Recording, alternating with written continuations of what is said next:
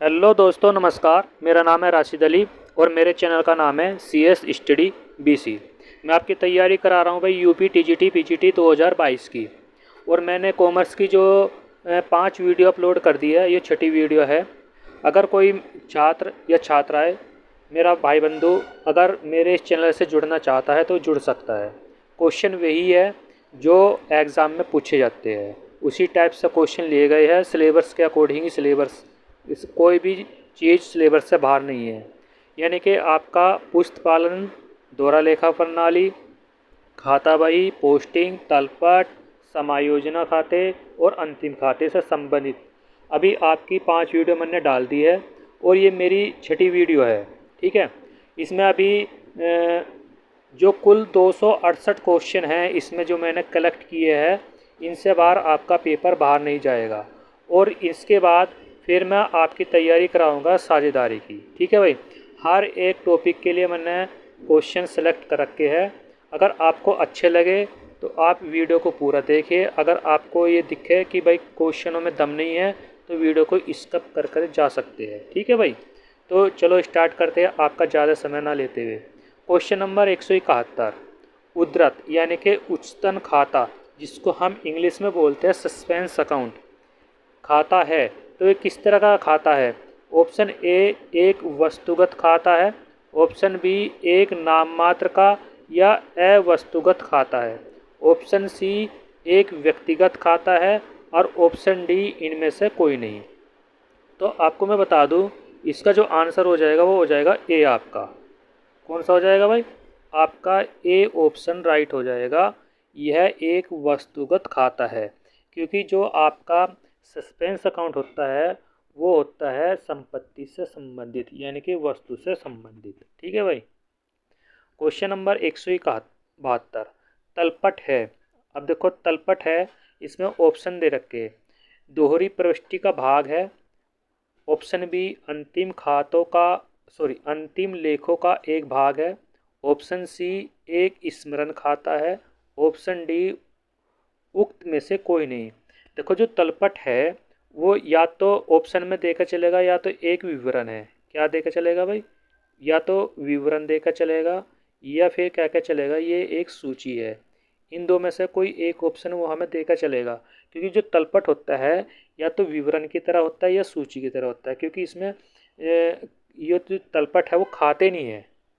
जो trial balance है हमारा वो खाते नहीं है। तो इसमें हमारे पास ऑप्शन में से कोई सा भी नहीं है, तो इसलिए इसका ऑप्शन डी हो जाएगा कि उक्त में से कोई भी नहीं। ना तो ये अंतिम लेखों का भाग है, ना दोहरे प्रविष्टि का भाग है, ना एक स्मरण खाता है। जो तलपट है हमारे पास यो एक सूची या विवरण है। क्या है भाई? सूची या एक विवरण है। तो इसका आंसर ये होना चाहिए था अगर ऑप्शन में होता। तो ऑप्शन में कोई सा भी, इनमें से कोई सा भी आंसर नहीं है, यानी कि तो आपका इसमें ऑप्शन डी राइट हो जाएगा भाई। ठीक है भाई। क्वेश्चन नंबर 173, इकहरी लेखा पद्धति। ठीक है भाई। जो इकहरी लेखा पद्धति है वो किस प्रकार की है? ऑप्शन ए ऐसा लेखा पद्धति जिसमें एक बार एक ही खाता प्रभावित होता है, option B sorry option B दी प्रविष्टि का प्रारंभिक चरण है, ऑप्शन सी छोटे व्यापारियों के लिए विशेष प्रणाली है, ऑप्शन डी अपूर्ण लेखा प्रणाली है। तो इसमें जो इकरा लेखा प्रणाली है वो अपूर्ण लेखा प्रणाली के अंतर्गत आते हैं। तो इसमें आपका ऑप्शन डी राइट हो जाएगा भाई। ठीक है। अपूर्ण लेखा प्रणाली है जो इकहरी लेखा पद्धति है। क्वेश्चन नंबर 174, अदत्त किराए के लिए समायोजन की जनरल प्रविष्टि होगी तो कहाँ से होगी? ऑप्शन ए अदत्त किराया खाता नामे किराया खाता, ऑप्शन बी किराया खाता नामे अदत्त, ऑप्शन सी लाभ हानि खाता नामे किराया खाता, ऑप्शन डी अदत्त किराया खाता नामे लाभ हानि खाता। देखो हमें क्या बनानी है, हमें जनरल एंट्री बना रही कि अदत्त किराए के लिए समायोजना। जो अदत्त किराया है तो उसकी एंट्री बन जाएगी आउटस्टैंडिंग रेंट अकाउंट डेबिट हो जाएगा, और टू हो जाएगा रेंट अकाउंट। ठीक है भाई, तो ये हमारी जनरल एंट्री बन जाएगी। तो जो नामी शब्द है वो डेबिट का है। किसका है भाई? डेबिट का है। तो इसलिए ऑप्शन ए इसमें राइट हो जाएगा। अदत्त किराया डेबिट किराए खाते का, यानी कि account outstanding rent account debit to rent account. ठीक है भाई, तो इसमें हमारी पहला ही ऑप्शन राइट हो जाएगा।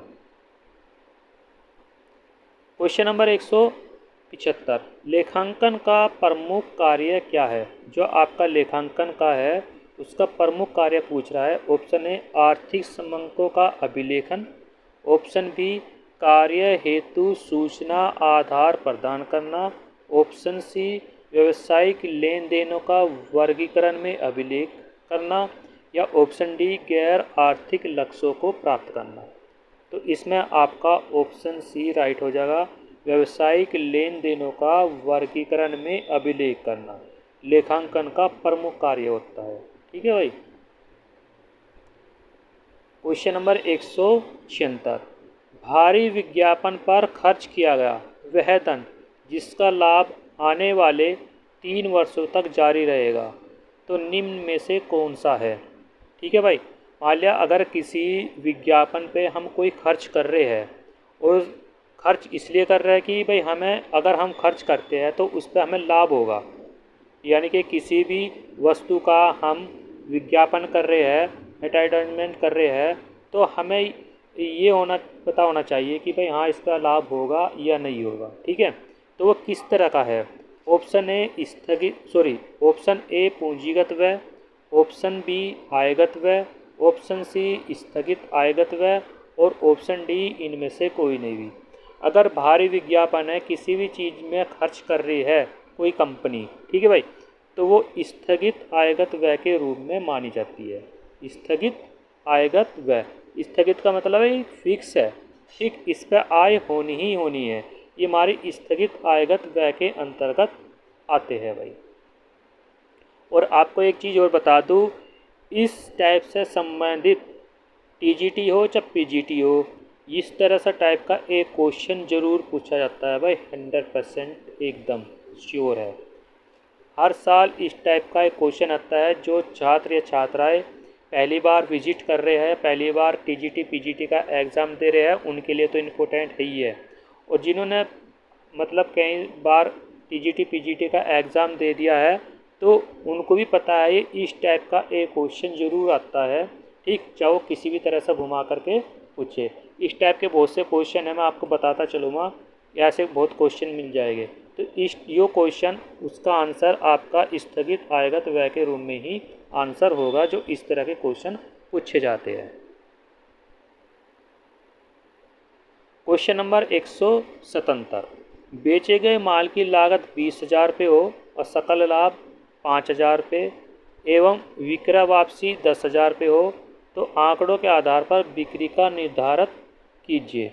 ठीक है भाई, अब देखो बेचे गए जो माल की लागत है, इसमें हम क्या करेंगे भाई, बेचे गए माल की लागत में से जो विक्रय वापसी है वो घटा देंगे।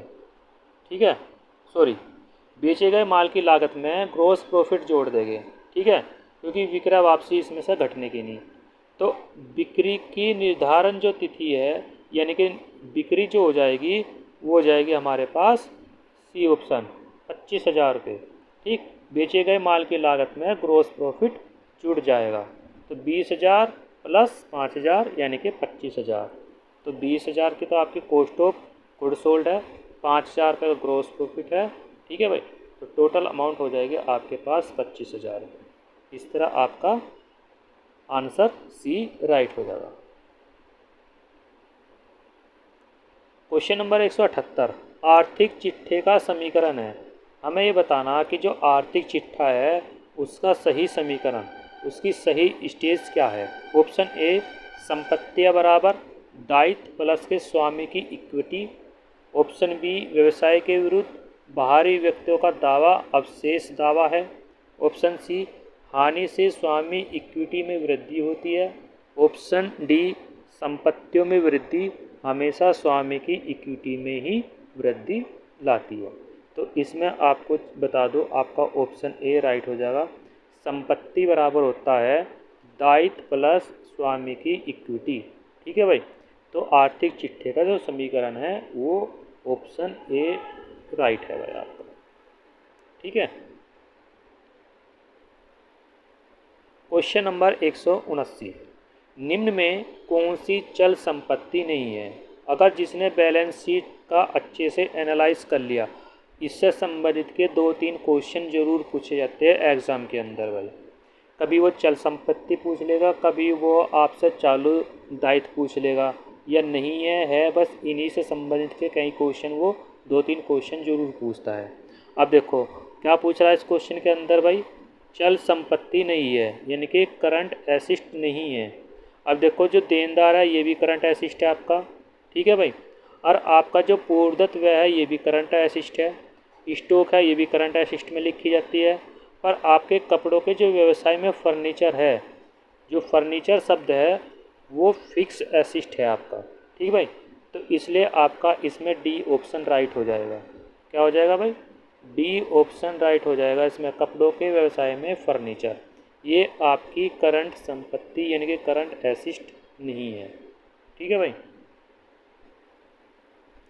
क्वेश्चन 180, क्वेश्चन नंबर 180, व्यवसाय की उत्पादकता बढ़ाने के लिए किया गया खर्च किस प्रकार का है? अगर किसी व्यवसाय में ठीक उसकी उत्पादकता को बढ़ाने में कोई खर्च कर रहे हैं तो किस प्रकार का है? ऑप्शन ए आगम खर्च यानी कि रिसीव खर्च हो रहा है, ऑप्शन बी पूंजीगत खर्च यानी कि कैपिटलाइजेशन एक्सपेंस हो रहा है, ऑप्शन सी साधारण एक्सपेंस यानी कि नॉर्मल, और ऑप्शन डी स्थगित आगम व्यय। अगर किसी की व्यवसाय में हम उस किसी की व्यवसाय को बढ़ाने में कोई खर्च कर रहे हैं तो वो हो जाएगा हमारा पूंजीगत व्यय। ठीक, इससे यो भी क्वेश्चन इम्पोर्टेंट है आपका, इस टाइप का क्वेश्चन जरूर पूछा जाता है। ठीक है भाई, क्वेश्चन नंबर 181, निम्नांकित में से कौन सी प्राथमिक रिकॉर्ड की पुस्तक नहीं है? अब आपका ये भी क्वेश्चन बहुत इम्पोर्टेंट है, इस टाइप से क्वेश्चन बहुत चीज़ें पूछी जाती है। ऑप्शन ए खाता बही, ऑप्शन बी रोकड़ पुस्तक, ऑप्शन सी आपका विक्रय पुस्तक, ऑप्शन डी देय विपत्र पुस्तक। जो आपकी प्राथमिक पुस्तक नहीं है वो है आपका खाता बही यानी कि आपका लेजर। ठीक है भाई, जो आपका खाता बही होती है वो प्राथमिक पुस्तक की पुस्तक नहीं होती। आपकी रोकड़ पुस्तक, विक्रय पुस्तक, देय विपत्र ये सब प्राथमिक रिकॉर्ड की पुस्तक होती है, पर जो खाता बही है ये आपकी प्राथमिक रिकॉर्ड की पुस्तक नहीं होती। इसमें आपका शुरू में जैसे आप जनरल एंट्री करते हो, लेखा करते हो, सब लेन देन लिखते हो, ठीक, वो उस तरह की पुस्तक नहीं है, क्योंकि खाता बही में सारे लेजर बनते हैं, पोस्टिंग होती है। ठीक, खातों से पोस्टिंग होती है, इसलिए ये आपका खाता बही नहीं है। क्वेश्चन नंबर 182, लेनदारों को भुगतान का परिणाम होता है। जो आपके लेनदार है वो किस तरह का भुगतान के परिणाम के अकॉर्डिंग होते हैं? ऑप्शन ए कुल संपत्तियों में वृद्धि, ऑप्शन बी कुल संपत्तियों में कमी, ऑप्शन सी कुल दायित्वों में वृद्धि, ऑप्शन डी कुल दायित्वों तथा कुल संपत्तियों में कमी। तो इसमें ऑप्शन डी आपका राइट हो जाएगा, कुल दायित्वों तथा कुल संपत्तियों में कमी। ठीक है भाई, क्वेश्चन नंबर 183, निम्नलिखित में से किस लेखांकन अवधारणा के अनुसार व्यापार का स्वामी भी अपनी पूंजी की सीमा तक लेनदार माना जाता है? तो किस अवधारणा के अंतर्गत है वो? ऑप्शन ए मुद्रा मापन अवधारणा, ऑप्शन बी लागत अवधारणा, ऑप्शन सी दैत्य पक्षीय अवधारणा, ऑप्शन डी व्यावसायिक इकाई अवधारणा। तो इसमें आपका चौथा ऑप्शन राइट हो जाएगा, व्यावसायिक इकाई अवधारणा के अकॉर्डिंग। क्वेश्चन नंबर 184, तलपट में प्रदर्शित निम्नलिखित मदों में से कौन सी मद व्यापार खाते के डेबिट में लिखी जाएगी? यानी कि जो आप ट्रेडिंग अकाउंट बनाते हैं, क्या बनाते हैं भाई आप, जो आप ट्रेडिंग अकाउंट बनाते हैं उसमें पूछ रहा कि डेबिट साइड में आप कौन सी मद इसमें से लिखोगे। ठीक है भाई, तो ऑप्शन ए पढ़ लेते हैं अदत्त मजदूरी, ऑप्शन बी मजदूरी तथा वेतन, ऑप्शन सी मजदूरी का अग्रिम भुगतान, ऑप्शन डी इनमें से कोई नहीं। देखो आपको एक चीज़ बता दूँ, जो अदद मजदूरी है वो तो आप जब भी ऐड करोगे जब किसी चीज़ की आउटस्टैंडिंग पूछी जाएगी। पर इसने पूछा कि जो व्यापार खाते में डेबिट लिखी जाएगी वो सीधी लिखी जाएगी मजदूरी तथा वेतन। ठीक है, क्या लिखी जाएगी भाई? मजदूरी तथा वेतन ही आपके ट्रेड अकाउंट की डेबिट साइड में लिखी जाएगी।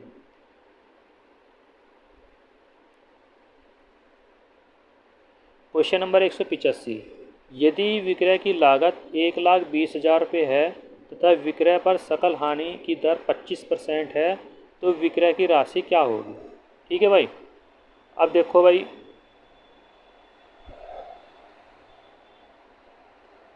जो आपका क्वेश्चन नंबर 185 है ये इम्पोर्टेंट क्वेश्चन है, क्योंकि ये भी कई एग्ज़ाम में आपका रिपीट क्वेश्चन हो चुका है। जो आपका 1,20,000 रुपये है इसका 1/4 भाग निकाल लो। ठीक है भाई, 4 तिया 12, अगर 4 तिया 12 तो 90,000 रुपये आ जाएंगे वैसे तो इसका, क्योंकि 30,000 रुपये आएगा। पर हमें क्या करना, क्योंकि 25% है तो इसका हो जाएगा कितना, 100 माइनस 75 कितना हो जाएगा भाई? क्योंकि 25 का 25% है, विक्रय पर सकल की हानि जो है वो 25% है, तो इसमें इसका निकल का आ जाएगा 96,000 रुपये। कितना आ जाएगा भाई? 96,000 रुपये निकल का आ जाएगा इसका आंसर। ठीक है, 1,20,000 रुपये का 25% निकाल लो, क्योंकि हानि पूछ रहा, तो माइनस हो जाएगा 1,20,000 गुना 100 भाग 75। ठीक है भाई, अब 25 चौका 100, 25 तिया 75। ठीक है भाई, और भाई 3 चौक 12, 4 चौक 16, 40,000 तो ये हो गया, 4 चौक 16, 16,000 ये हो गया। ठीक है भाई, तो 1,20,000 में से 16,000 ये घटा दो तो आपका निकल का आ जाएगा इस तरह। क्वेश्चन नंबर 186, एक नए उत्पाद को प्रारंभ करने के लिए भारी विज्ञापन देना होता है। अगर किसी नए उत्पाद को प्रारंभ करने के लिए, देखो अभी इसी तरह एक क्वेश्चन आया था विज्ञापन देने के लिए, क्या आया था भाई? भारी विज्ञापन। आपको मैं क्वेश्चन दिखा दूँ वो इस टाइप का। देखो आपको मैंने बताया था कि इस टाइप के क्वेश्चन बहुत पूछे जाते हैं आपके। ये रहा, भारी विज्ञापन पर खर्च किया गया वह धन जिसका लाभ आने वाले 3 वर्षों तक, मतलब क्वेश्चन किसी भी तरह से पूछ सकता है, शब्द रहेगा विज्ञापन के अकॉर्डिंग, तो उसमें आंसर क्या है? स्थगित आगम व्यय। अब इसी टाइप का फिर क्वेश्चन दिखा रहा हूँ मैं। अब जो हमारा क्वेश्चन था वो था हमारा ये रहा, क्वेश्चन नंबर 186, एक नए उत्पाद को प्रारंभ करने के लिए ये रहा भारी विज्ञापन। ठीक है, मन्ना आपसे क्या बोल रहा था, ये क्वेश्चन बहुत ही इम्पोर्टेंट है और क्वेश्चन बार बार पूछा जाता है, तो इसका सीधा आंसर हो जाएगा अस्थगित राजस्व व्यय। ठीक है भाई, क्वेश्चन नंबर 187, अनार्जित आय लेखा एक है तो किस प्रकार का है? परिसंपत्ति है, देता है, आय है या व्यय है?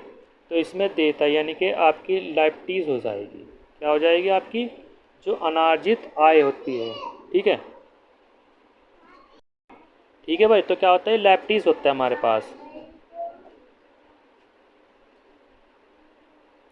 क्वेश्चन नंबर 188, स्टॉक का मूल्यांकन होता है इस पर, जो आपका स्टॉक होता है लागत या बाजार मूल्य से जो भी कम हो वही आपका स्टॉक का मूल्य होता है। ऑप्शन डी राइट हो जाएगा भाई इसमें। क्वेश्चन नंबर 189, एक व्यापार संगठन की क्रय बही में दर्ज किया जाता है, तो ऑप्शन ए नगद लेन देन, ऑप्शन बी नगद खरीद लेन देन, ऑप्शन सी कच्चे माल की उधार खरीद, ऑप्शन डी किसी भी सामग्री की उधार खरीद। तो इसमें आपका ऑप्शन सी राइट हो जाएगा, कच्चे माल की उधार खरीद।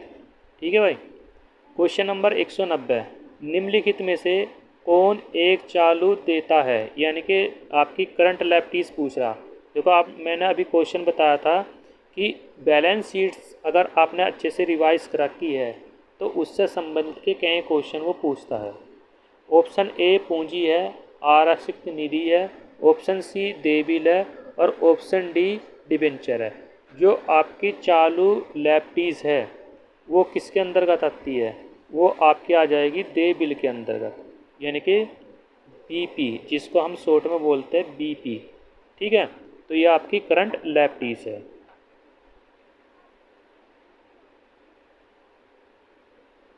क्वेश्चन नंबर 191, बैंक समाधान विवरण तैयार किया जाता है। जो बैंक समाधान विवरण तैयार किया जाता है वो किस तरह से है? क्वेश्चन ए, एक वर्ष के दौरान जमा को ज्ञात करने के लिए। ऑप्शन बी, वर्ष के दौरान निकासी ज्ञात करने के लिए। ऑप्शन सी, वास्तविक बैंक शेष ज्ञात करने के लिए। और ऑप्शन डी, संगठन का लाभ ज्ञात करने के लिए। जो बैंक समाधान विवरण होता है वो वास्तविक बैंक शेष ज्ञात करने के लिए तैयार किया जाता है। ठीक है भाई।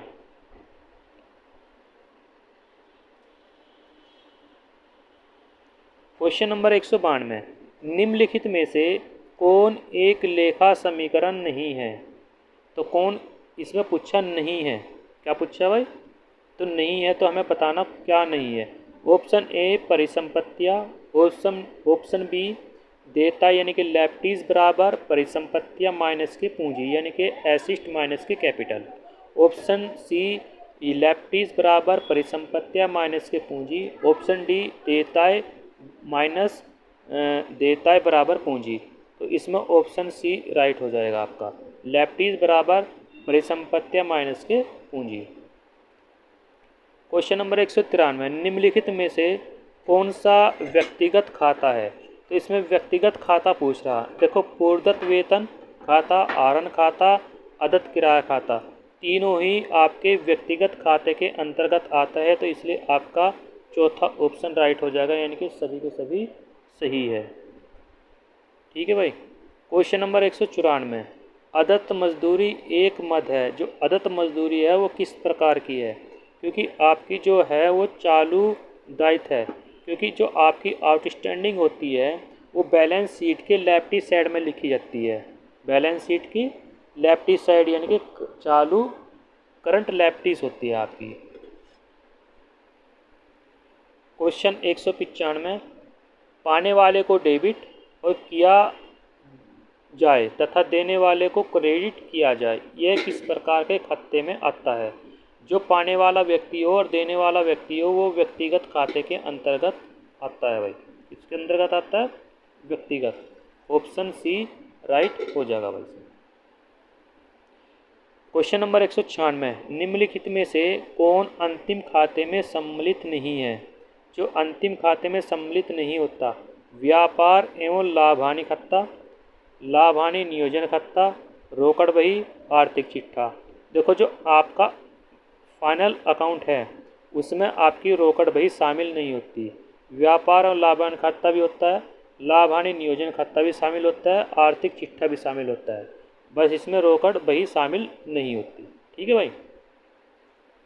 क्वेश्चन नंबर 197, निम्नलिखित में से कौन चालू संपत्ति नहीं है? ठीक है भाई। अब इसमें से फिर हमें चालू संपत्ति नहीं ढूंढनी। देखो, जो आपकी करंट एसिस्ट है नहीं पूछ रहा, जो रहतिया है ठीक वो भी आपकी करंट लैप्टीज है। प्रारंभिक एक्सपेंस ये इसका आंसर हो जाएगा। देनदार भी आपकी क्या है भाई? करंट एसिस्ट है। और रोकड़ शेष ये भी करंट एसिस्ट है। जो प्रारंभिक एक्सपेंस यानी कि प्रीमियल्सी एक्सपेंस ये आपकी चालू संपत्ति नहीं होती। क्वेश्चन नंबर 198, ख्याति किस प्रकार की संपत्ति है? जो ख्याति है वो आपकी अदृश्य संपत्ति होती है। क्वेश्चन नंबर 199, अशुद्ध एवं संदिग्ध ऋणों के लिए प्रावधान करना लेखांकन की किस अवधारणा पर आधारित है? जो अशुद्ध ऋण होते हैं यानी कि बैड डेब्ट्स होते हैं वे रूढ़िवादिता की अवधारणा पर आधारित होते हैं। क्वेश्चन नंबर 200, निम्नलिखित में से कौन सा लेखा विधि का सिद्धांत नहीं है? देखो, ऑप्शन ए दोहरा लेखा प्रणाली, ऑप्शन बी लागत सिद्धांत, ऑप्शन सी भौतिकता का सिद्धांत और ऑप्शन डी सत्यता का सिद्धांत। जो आपका लेखा विधि का सिद्धांत नहीं है, देखो दोहरा लेखा प्रणाली भी है, लागत सिद्धांत भी है, सत्य का सिद्धांत भी है, और इसमें आपका आंसर हो जाएगा, इसमें आपका हो जाएगा डी राइट हो जाएगा। ठीक है भाई।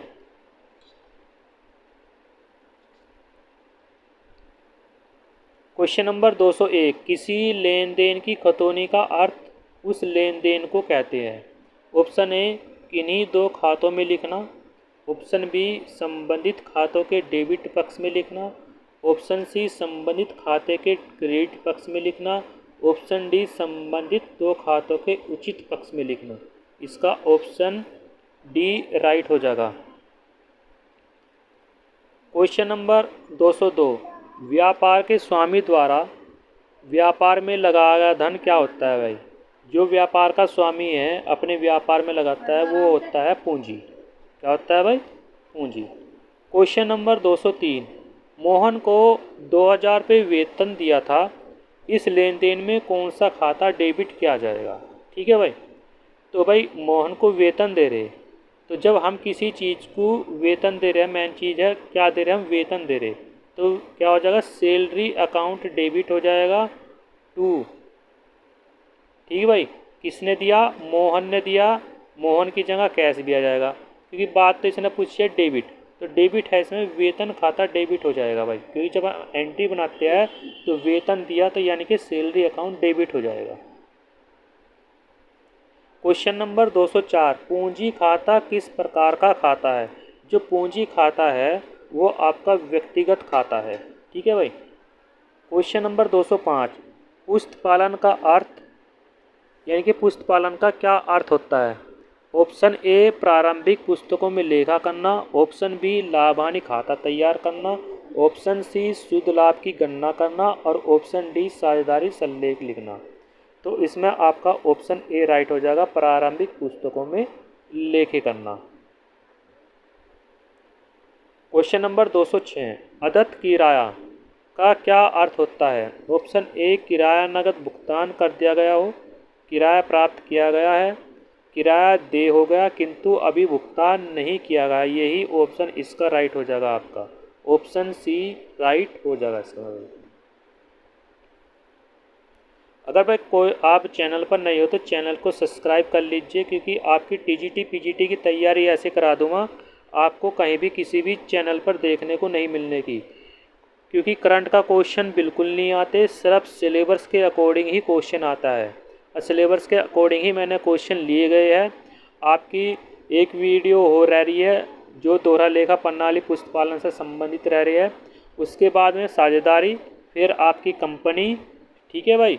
तो इस तरह टॉपिक वाइज मैं आपकी वीडियो लाता रहूँगा, और आप कहीं भी यूट्यूब चैनल खोल करके देख लेना किसी का भी, अगर इस तरह के क्वेश्चंस आपको कराते हैं तो समझ लेना आप उनसे ही तैयारी कर लो।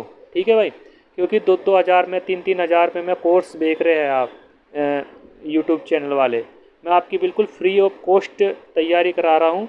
जो भी स्टूडेंट मेरे इस चैनल से जुड़ना चाहता है जुड़ सकता है। ठीक, अगर क्वेश्चन अच्छे ना लगे तो छोड़ करके जा सकते हैं भाई। क्वेश्चन नंबर 207, क्रय खाता कब क्रेडिट किया जाता है।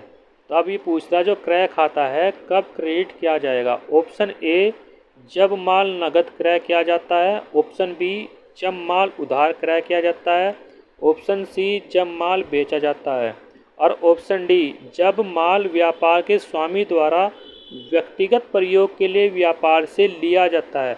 यानी कि जब कोई व्यापारी कोई व्यक्तिगत अपने निजी प्रयोग के लिए व्यापार से माल निकालता है तो जब माल को क्रेडिट किया जाता है, तो ऑप्शन डी राइट हो जाएगा। क्वेश्चन नंबर 208, संपत्ति का दायित्व का विवरण होता है। जो संपत्ति एवं दायित्व का विवरण किस प्रकार का होता है, वो होता है आपका आर्थिक चिट्ठे में, यानी कि बैलेंस शीट में। संपत्ति और दायित्व का जो लेखा होता है वो आर्थिक चिट्ठे में तो हो ना, तो आपका तलपट में होगा, न व्यापारिक खाते में होगा, और ना ही लाभ हानि खाते में होगा, वो होगा आपका बैलेंस शीट में। क्वेश्चन नंबर 209, 10,000 रुपये की मशीन क्रय की गई किंतु उसे क्रय खाते में डेबिट किया गया, यह किस प्रकार की त्रुटि है। त्रुटि पूछ रहा है भाई। ऑप्शन ए लिपिकीय त्रुटि है, ऑप्शन बी सैद्धांतिक अशुद्धि है, ऑप्शन सी क्षतिपूरक अशुद्धि है, और इनमें से कोई नहीं। आपको मैं एक चीज़ और बता दूं, ये भी क्वेश्चन बहुत इंपॉर्टेंट है, इस टाइप का क्वेश्चन पूछा जाता है। तो इसमें सैद्धांतिक अशुद्धियाँ होती है, यानी कि प्रिंसिपल ऑफ एरर। ठीक है भाई। Question number 210। एक विक्रेता अपने 2000 रुपये के माल को 1800 रुपये में क्रेता को देता है, तो 200 रुपये का जो अंतर है वो किस प्रकार का है? नगद छूट है, व्यापारिक छूट है, उधार विक्रय है, या अप्राप्य ऋण है। अगर कोई दुकानदार अपने ग्राहक को तुरंत छूट देता है तो वो होती है व्यापारिक छूट।